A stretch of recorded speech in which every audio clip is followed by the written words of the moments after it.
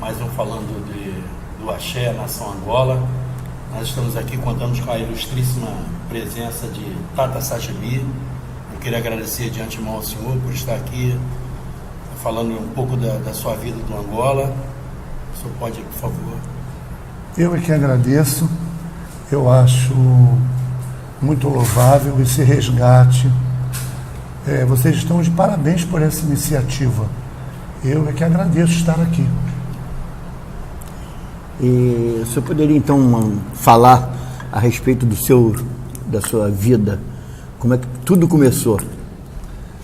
Eu tenho uma história assim um pouco diferenciada das demais pessoas.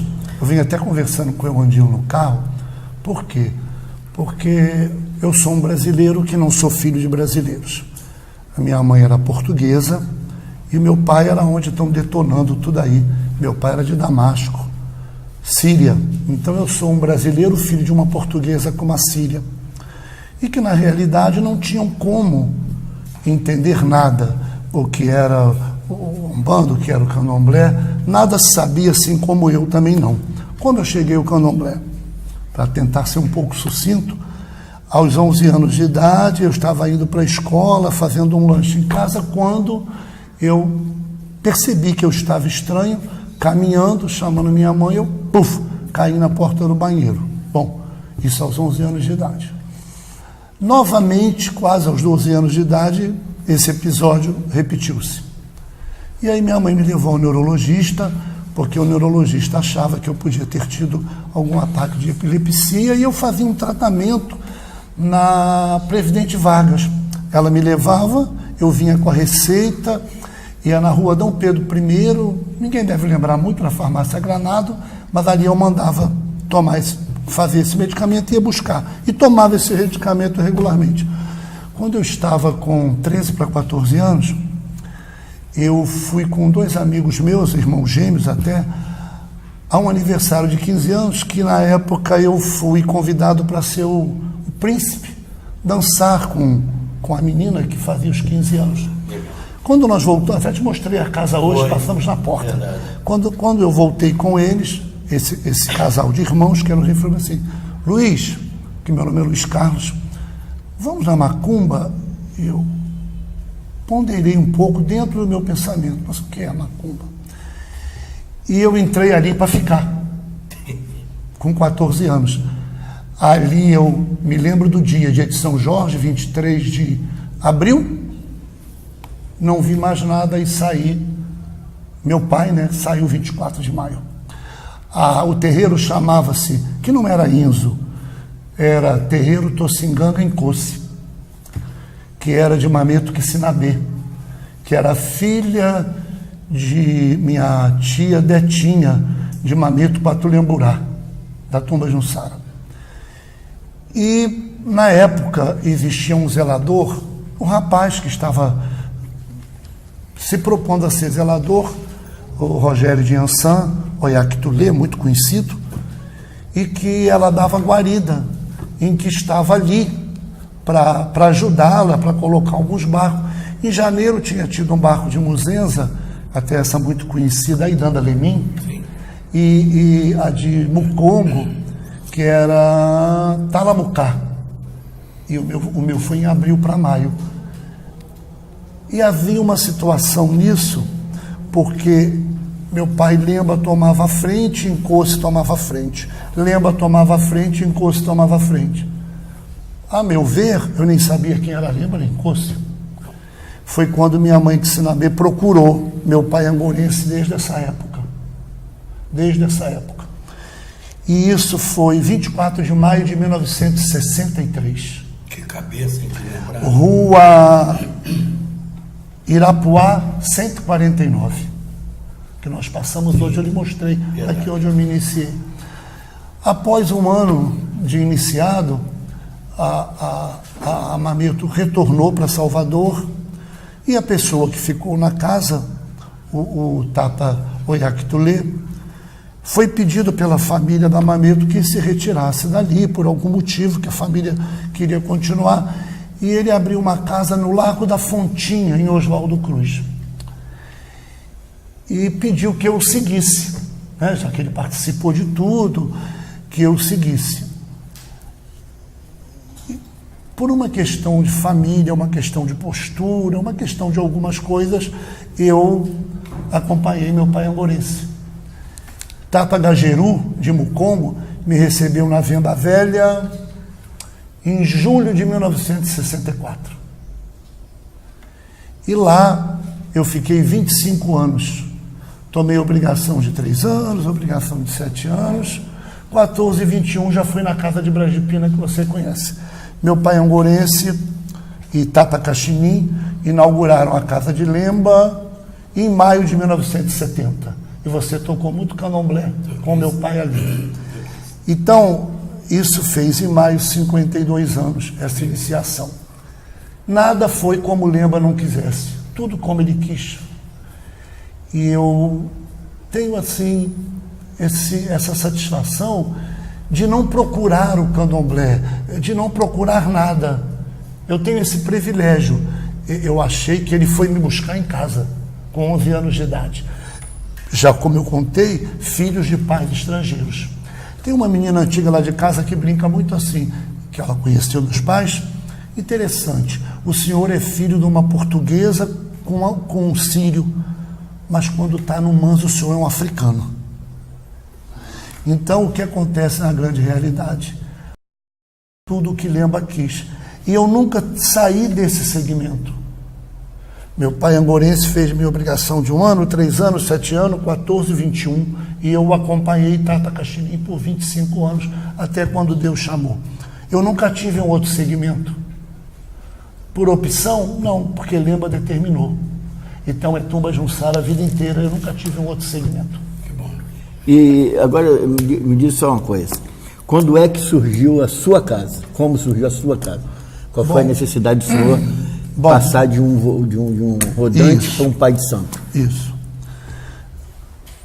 Eu me lembro bem nessa época que eu tinha perto de uns 19 anos. 19 anos, contei isso para você ainda agora. Escutava falar aquilo uma vez, meu pai angorense disse uma coisa muito interessante. Este menino de Lemba tem uma cabeça fértil. Este menino vai ter muitos filhos, e Lemba vai ter a casa dele. Aí eu, com 19 anos é um pouco difícil, porque com 19 anos você quer tudo da vida. Sim. Estudar, namorar. Provar da vida. Estudar, namorar. Imperatriz, que eu sou imperatriz leopoldinense doente, saio desde os 15 anos. Então o que eu queria era isso. Em 1970, eu com 20 anos, inaugurou a Casa de Lemba em Brasipina. Minha mãe deu um pedaço dos fundos. Meu filho, eu não entendo, mas ela mandou fazer um muro daqui para os fundos, fica para você. Você conhece essa história, né?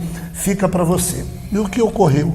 Ali eu fiquei 25 anos, até o dia que meu pai Lemba disse: não vou comer mais aqui, vou dar um caminho. E eu trabalhando, eu trabalho, né?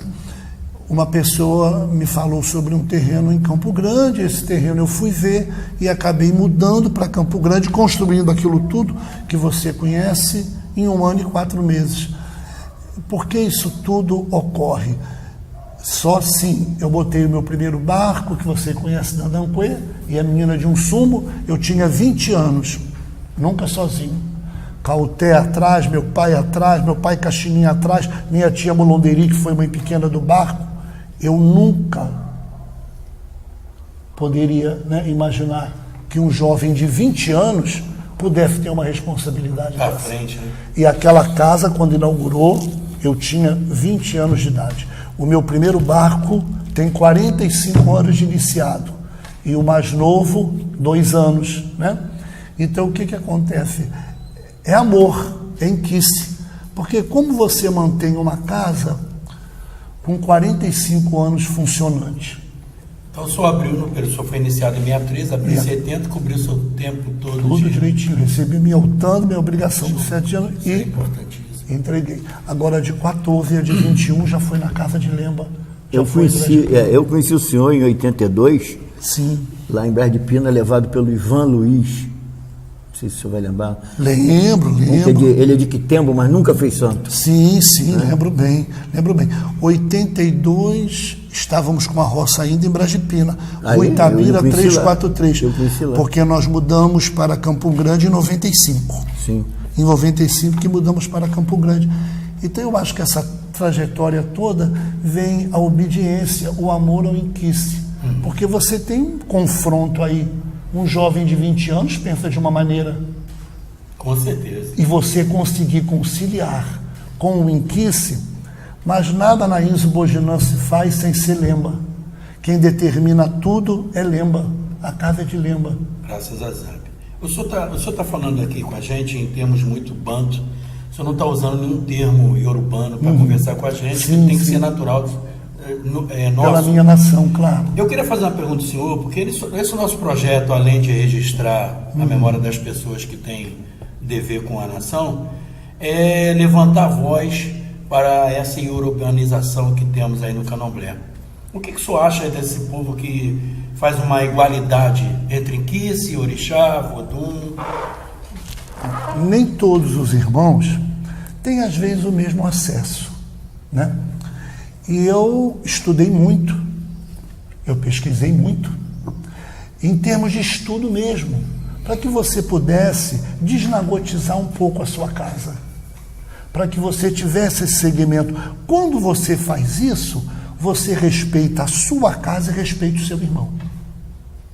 Porque você coloca na sua casa a sua etnia, não usa do irmão, você respeita o segmento da sua e respeita a dele. Sim. Eu acho que todos deveriam fazer isso, mas não que eu não tivesse estudado. Eu acho importante a pesquisa, o estudo, não a pesquisa que você vai estar numa supremacia de conhecimento, não. A pesquisa que vai fazer bem dentro de você. Não é? Alguns ajustes foram feitos para o bem da casa, para o bem de todos. E acho que as pessoas deveriam fazer isso. As pessoas deveriam estar nesse ponto, entende? Porque ela respeitaria a sua e respeitaria do outro, né? Porque todas as etnias, todos os segmentos de matrizes africanas são válidos, são importantes. Totalmente igualdade. O Candomblé só me deu amigos, Elandilo. Eu sou uma pessoa que eu tenho amigos de todos os segmentos, não só da minha nação. O Candomblé me proporcionou amigos. O Inquice me deu caminho para a vida. Deixa eu dar um corte rapidinho Pois aí. não. O senhor já está saindo do que eu queria pegar. Sim, pera. Hoje nós temos um grupo que é Povo Banto, Sim. que o senhor nos dá a honra de participar. Sim. O senhor, não sei se o senhor acompanhou as conversas hoje, mas ela girou mais ou menos em torno disso, da língua, da necessidade, do porquê. Isso. E foi uma discussão bastante acalorada até. Sim. Mas aí eu queria saber do senhor o seguinte: existem duas maneiras de se fazer o candomblé nesse aspecto de língua, que seria, como é que o senhor se sentiria melhor com um candomblé bem tocado e bem cantado, com as palavras bem entoadas, a dança bem feita? Isso ajuda na possessão ou não significa nada? Qualquer coisa que tocar e que cantar, o santo vem e está tudo certo. Eu penso da seguinte forma, é uma pergunta até muito interessante. Eu não acompanhei o grupo, hoje estava um pouco ocupado, mas deve ter sido acaloroso mesmo. Você tem um conjunto que fazem a ligação com o Inquice. Primeiro você vai ao Gingoma. O Gingoma tem que ser muito bem tocado. Segundo, você vai os muimbu, as cantigas, para que aquele Inquice tome o muquine, para que ele chegue, para que hajam as possessões.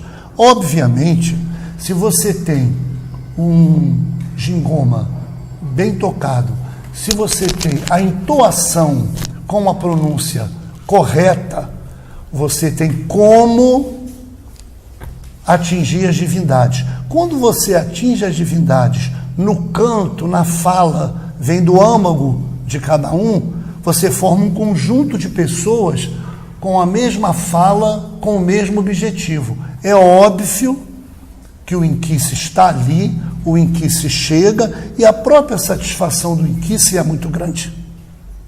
Eu acho muito válido. Não que o inquice vá reclamar de alguma coisa. Você falou A, não canta para mim não. Deixa ele que ele quer o U. Não, inquice não reclama de nada. Inquice não reclama nesse sentido. Mas existe uma propriedade... E aquela... A orelhinha. E aquela orelhinha que ele manda. Isso. Existe uma propriedade maior de você ter uma energia presente em que emana todo aquele ambiente, por conta do conjunto. Todos cantarem correto, todos cantarem bem, e o gingoma acompanhar muito bem. Perfeito. Né? Que é o nosso Pai Maior. O nosso elo entre o inquice e a nossa possessão é o gingoma. Eu fiz essa pergunta porque eu já ouvi de gente antiga conceituada. Não, meu filho, reclamar de alguém que estava tocando. Não, dando para dançar tá bom. Não assim que funciona? Eu respeito, mas não é bem assim. A cantiga tem que estar coerente com a divindade que você está e com o evocando. Do atabaque. Isso eu já havia falado dos atabaques. Se você está emanando aquela energia para que venha Caiambo, que venha Angulucema, que venha Matamba, você tem que estar coerente com o que você está chamando. Eu não acho que seja de bom tom você cantar qualquer jeito está bom. Não é dessa maneira, né? Para isso, você tem que saber, procurar saber e orientar os seus seguidores, os filhos da sua casa. Isso é muito importante. Eu sou muito a favor, em respeito a ambas as nações, ou as três nações, a favor tirar a desnagotização. Eu acho que isso deve acontecer. Não uma coisa que isso está agredindo a ninguém, mas uma coisa que você começa a observar a pureza da sua nação e você deixa a pureza da do outro. Automaticamente você recicla a sua e respeita a do outro. Aí você forma essa irmandade que o candomblé precisa. Pegando esse gancho aí da nagotização que o senhor está falando, o senhor sabe que nós somos muito desvalorizados. Sim. O angoleiro, ele é muito desvalorizado, e o urbano, o candomblé nagô, ele tomou conta realmente do candomblé de uma forma muito abrangente, e tudo que não presta é nosso. Toca uma angolinha aí que eu vou botar um caboclo, vai cantar um cativo, bota uma angolinha aí, tá? O que o senhor acha que nós devemos fazer para nos qualificarmos mais, que são poucas casas que têm o devido respeito das grandes casas de candomblé de Quito, estou generalizando não, e as outras são mongolinhas. O que o senhor acha que a gente tem que fazer para termos mais respeito do povo que não é da nossa vertente? A princípio, eu não tenho essa vivência. Todos os meus amigos durante esses anos todos de Queto, do Jeje, me respeitam muito, eu respeito a todos. Eu, particularmente, não tenho essa vivência. Nunca ouvi uma brincadeira que seja, nunca ouvi nada, que menosprezasse a nação de Angola-Congo. Porque as pessoas a qual pertencem às outras nações, elas sabem da importância da outra. Você começa a buscar a história, procura saber quais os primeiros negros que chegaram aqui. Procura saber nas possessões quais as primeiras divindades que estavam aqui. Vodum, Orixá ou Inquice, ou Muquixe. Você buscar a história, você começa a observar isso. Houve por parte dos nossos antigos um embotamento. As pessoas se fecharam muito. Até hoje, quando eu faço alguma entrevista, minhas irmãs me ligam. Posso citar? Poxa, você está fazendo o que no rádio? Você está fazendo o que? Me ligam. Então, esse fechamento fez com que não foi só a mídia, a literatura saísse na rua, né? A visão para o leigo fosse nagô. O nagô ia para dentro das grandes casas, enquanto o banto era colocado no campo. Porque havia-se uma noção de que o nagô tinha mais cultura que o banto. Eram culturas diferentes. Eu Isso acho... é cultura de Nina Rodrigues. Isso. Então, o que acontece na realidade mesmo? Eu acho que o caminho é esse. Você respeitar o outro segmento, que aí o outro segmento automaticamente vai lhe respeitar. E você tem que buscar essa cultura, melhorar. Você não vai mexer com os aquisses, você não vai mexer no seu manto, você vai melhorar o seu dia a dia, melhorar o seu cotidiano, colocar dentro da sua casa o seu segmento. Vamos lá, eu tenho uma caia, eu não preciso cantar saçanha. Então você tem que começar a ver esse segmento e mostrar aos seus filhos de dentro de casa a importância da sua nação. Eu em casa faço reunião, oriento a todos. Por quê? Porque aí o Angola vai ter a mesma respeitabilidade que tem as demais nações. Embora eu nunca vivenciei isso. As pessoas antigas, as pessoas do Apofonjá, as pessoas do Cantoá, as pessoas que se dão comigo da Catatá Fogutinho, nunca tiveram esse tipo de pensamento. Então, como eu acabei de falar, o Candomblé para mim só me deu grandes amigos, só me deu alegria, como vocês. Obrigado. Eu estou extremamente satisfeito porque eu os considero como amigo, vi você se confirmar, vi meu pai Muigi se confirmar, puxei Xangô para confirmar o Jassanã, que é uma pessoa que eu tenho muito carinho. Você conhece o Jassanã? Puxei ele, fui lá dentro do Rundembe, fui lá dentro do Rundembe trazer ele com Xangô. Eu estou com o cabelo no ombro, com 20 e poucos anos. Eu lembro dessa história de cabelo no ombro também. Você viu? Depois eles começaram a cair no caiu, ombro. Caiu, agora ficou tudo. Entende? Mas eu acho que é dessa maneira que a coisa tem que funcionar. Não funciona com desavença, não funciona com incompatibilidade, não funciona com imposição. Funciona com busca, com estudo e você começar de dentro de casa. Porque se você não me tolera porque eu sou de uma outra nação, ou eu não lhe tolero porque você é de outra, para que se faz então a caminhada de tolerância religiosa? Se você próprio não se tolera. Não é? Por isso que eu acho que deve começar por aí. E o respeito mútuo é tudo. Tudo. Agora, quanto à representatividade política, a gente vê aí os evangélicos enchendo a Câmara, né, federal, tem senador evangélico, todo mundo evangélico, e as leis estão aí massacrando. Lá numa cidade de São Paulo, recentemente, o prefeito colocou uma lei que proibia a matança de sacrifício de animal em qualquer tipo de religião.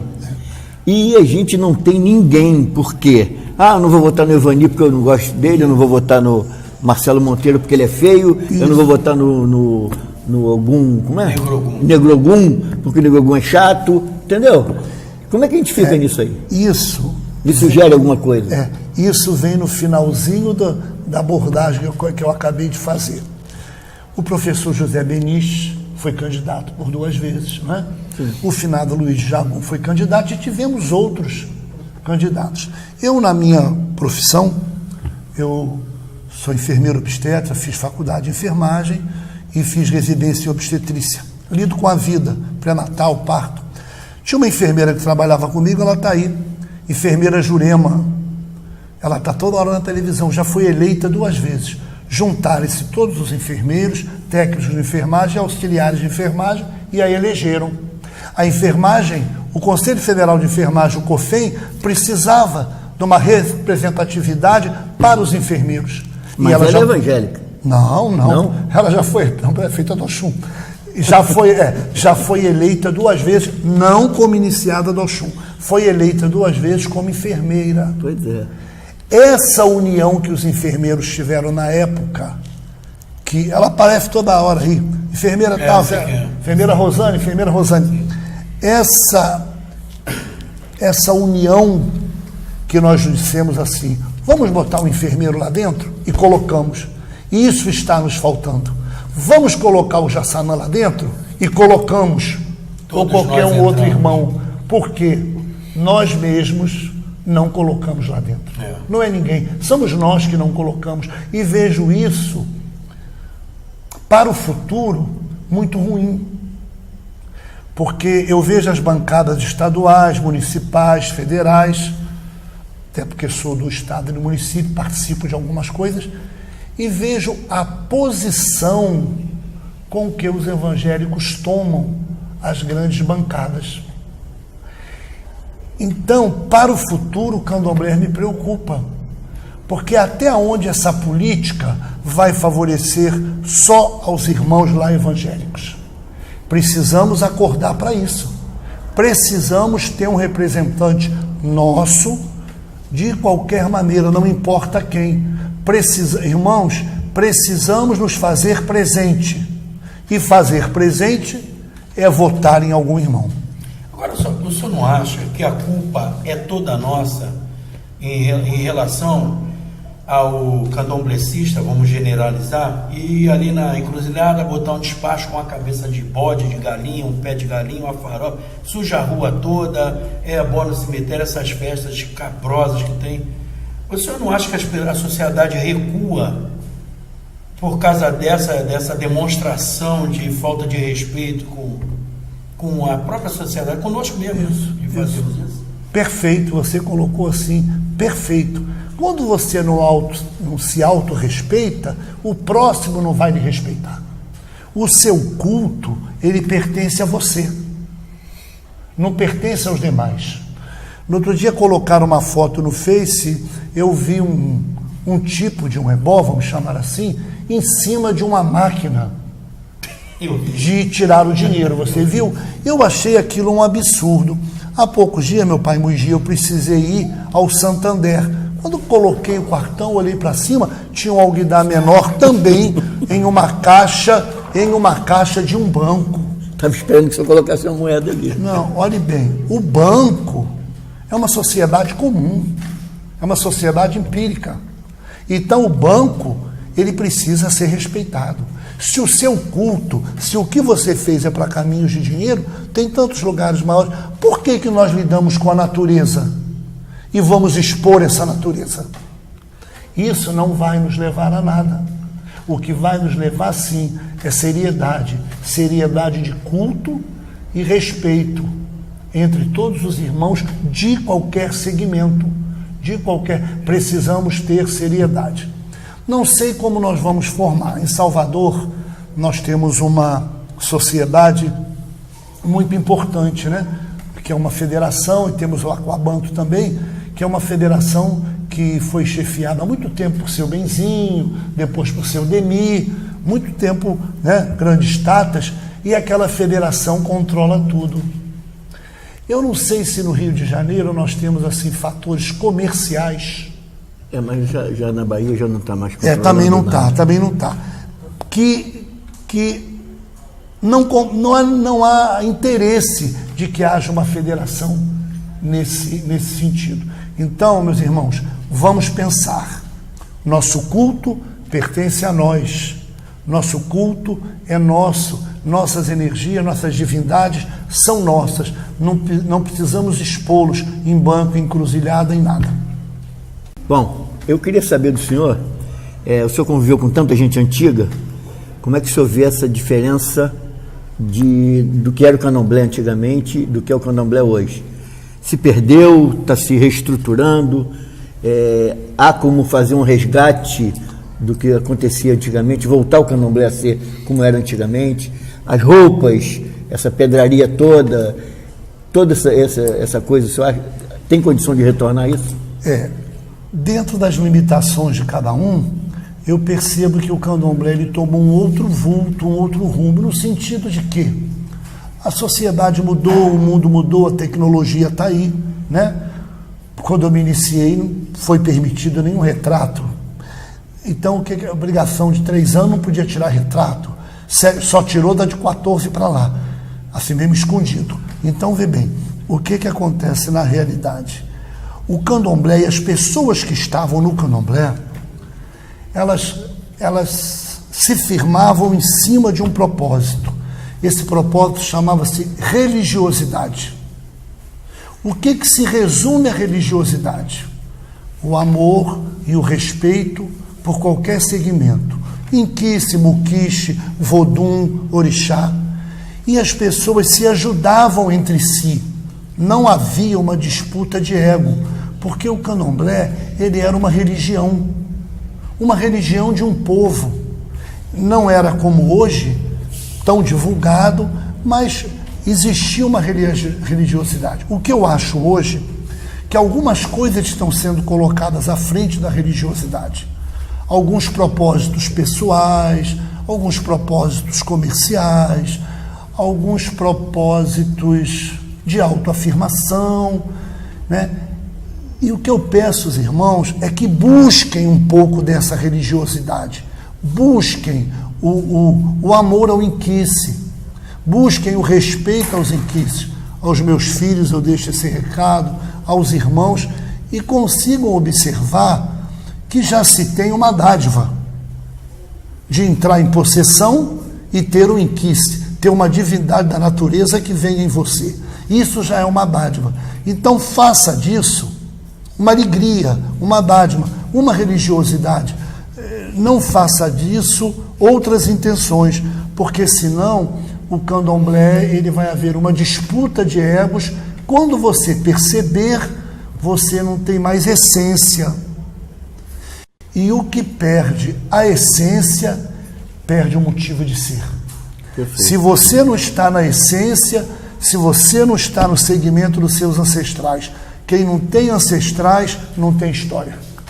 Então eu peço, por favor, nunca mexam ou mudem nas essências, cada um de suas raízes. É um recado que eu deixo para todos.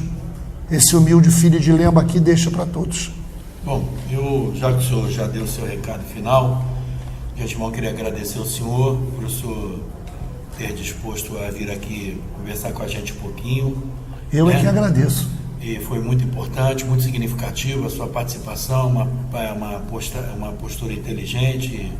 E eu queria que o senhor já deu o recado, o senhor cantasse alguma coisa para que ficasse registrado aqui alguma cantiga que o senhor acha que toque o seu coração. Pode ser 3, pode ser 5. Eu vou cantar 3 cantigas que me dizem muito. Uma por causa de um inquice do meu pai, do meu zelador, outra porque é a cantiga oficial da Tumba Jussara, e o outro porque é para todos os irmãos de todo segmento.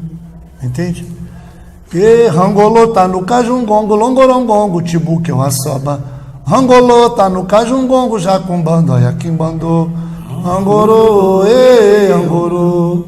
Angorô tá no cajungongo, jacumbando, ayaquimbandô. E rangolô tá no cajungongo, longorongongo, tibuque eu assoba. Angolô tá no cajungongo, jacumbando, ayaquimbandô. Angolô, angolô. Angolô tá no cajungongo, jacumbando, ayaquimbandô. Vamos salvar a minha raiz, que é uma raiz como todas. Merece respeito como todas, mas eu gostaria de saudá-la. E de alu de amungongo bancolá, qua dizer, de alu de amungongo bancolá, qua dizer, de alu de amungongo bancolá, qua dizer, de alu de amungongo bancolá, qua dizer, de alu de amungongo bancolá, qua dizer. Quero agradecer a você, meu Andino, quero agradecer meu pai Muigi, quero agradecer muito uma pessoa que eu tenho muito carinho, muita consideração, Jassanã, por terem me dado essa oportunidade de estar aqui com vocês. Então, para todos nós, que Ele olhe por nós. Malembe zambe, malembe, malembe zambe, aiuê. Malembe zambe, malembe, malembe zambe, aiuê. Malembe zambe, malembe, malembe zambe, aiuê. Malembe zambe, malembe, malembe zambe, aiuê. Malembe zambe, malembe, malembe zambe, aiuê. Malembe zambe, malembe, malembe zambe, aiuê. Em que se lembra Becamuvó. Auê. Eu que agradeço. Maravilha. Muito obrigado por essa oportunidade. Melhor não podia.